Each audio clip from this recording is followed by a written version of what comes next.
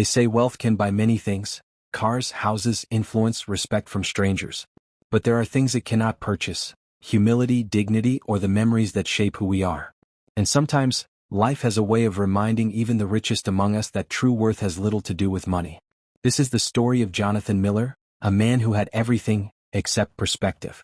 Jonathan Miller was 43 years old, the CEO of a multi-million-dollar real estate empire. He lived in a glass penthouse high above the city, the kind of place where walls were made of windows and the skyline stretched endlessly like a private masterpiece painted just for him. He wore Italian suits, drove a sleek black Bentley, and carried a gold-plated fountain pen he claimed was worth more than some people's lives. Jonathan was respected by his peers, envied by his rivals, and feared by his employees. But behind the sharp jawline and confident stride was arrogance. Thick, suffocating arrogance. He believed success was a game of survival and he had won. Everyone else, in his eyes, was simply lesser. It was a gray Thursday morning when Jonathan stepped out of his office tower downtown. His briefcase gleamed, his shoes clicked sharply against the pavement, and his Bluetooth earpiece carried his booming voice as he berated an assistant for misplacing a file. That's when he saw him. An old man sat on the edge of the sidewalk, hunched over, his clothes little more than rags. His white hair was long, unkempt, and his hands were gnarled like twisted roots. A paper cup sat in front of him, holding only a few coins. The beggar raised his head and spoke softly. "Sir, could you spare some change? Just enough for a meal." Jonathan stopped. He pulled the earpiece from his ear and stared at the man with a mix of disgust and amusement. Then, in a voice loud enough for passers-by to hear, he laughed. "You want my money?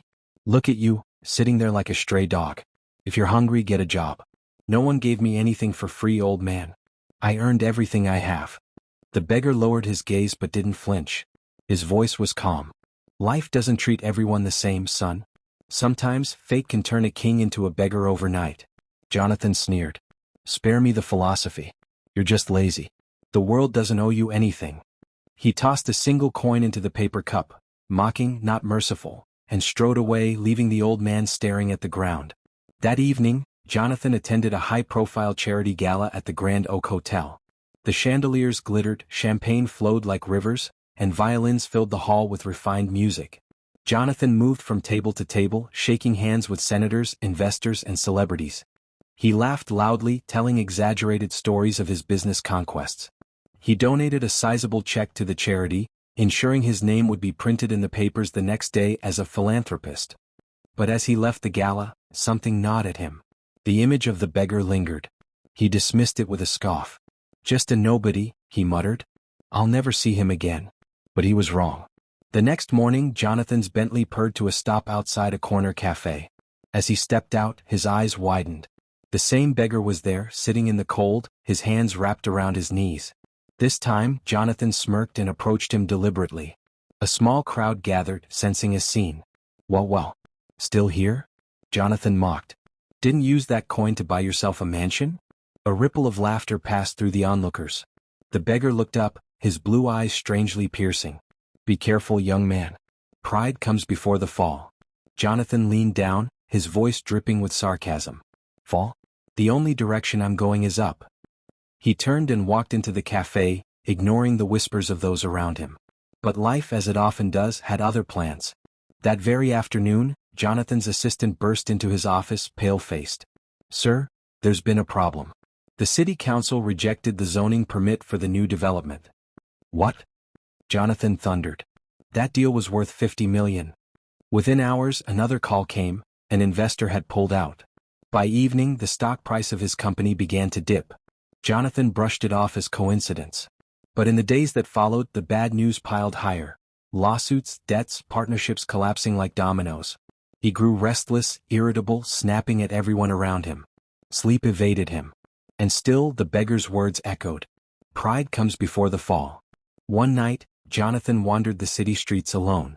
His empire was crumbling, and for the first time in decades, fear tightened its grip around his chest. He turned a corner, and there he was again. The beggar, sitting beneath a flickering street lamp. Jonathan froze. For reasons he couldn't explain, tears welled in his eyes. "Why do I keep seeing you?" he muttered. "Why does it feel like you're following me?" The beggar's expression softened. "Maybe I was placed here for you to see. Maybe life is trying to teach you something. Jonathan, trembling, whispered, "Teach me what?" The old man held out his weathered hands. "That money fades. Power fades. But the way you treat others, that lasts forever."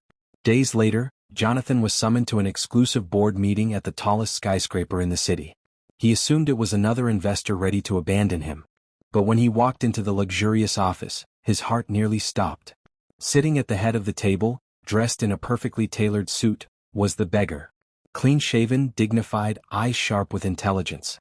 Jonathan staggered back. What is this?" The man smiled faintly. "My name is Edward Carlyle. I'm no beggar. I'm the founder of Carlyle Enterprises, the majority shareholder of your company." Jonathan's jaw dropped. You're Carlyle? But why were you on the street?" Edward leaned forward, his gaze unwavering. "Because wealth blinds men like you. I wanted to see how you treated those you believed had nothing. And you failed the test, Jonathan." Jonathan's chest tightened. "The test?" Edward nodded. "My fortune is vast, but I have no heirs. I was searching for someone worthy of my trust, someone with not just intelligence but compassion. You had the chance, and you chose arrogance instead." Jonathan's empire collapsed within weeks.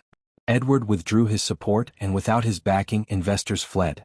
The Bentley was repossessed, the penthouse sold. Jonathan, once a titan of wealth, became a shadow of the man he had been. And yet, strangely, the humiliation was not what haunted him most. It was the memory of the beggar's piercing eyes. The truth that he had been given a chance to show kindness, and he squandered it. Months later, Jonathan sat on a park bench, wearing a suit that was no longer tailored but secondhand. A child passed by with her mother, and when she dropped her ice cream, Jonathan instinctively bent down, picked it up, and offered to buy her another. It was small but genuine. And for the first time in his life, Jonathan understood. Wealth was not measured in dollars but in dignity. The arrogant businessman mocked a beggar, but in truth he mocked himself. Because life will always strip away the illusions we build, until all that remains is the truth of our character. And sometimes, the richest man in the room is the one sitting quietly on the sidewalk, holding nothing but wisdom in his hands. If this story touched your heart, don't forget to subscribe to Humanity Corner for more powerful stories of kindness, hope, and second chances.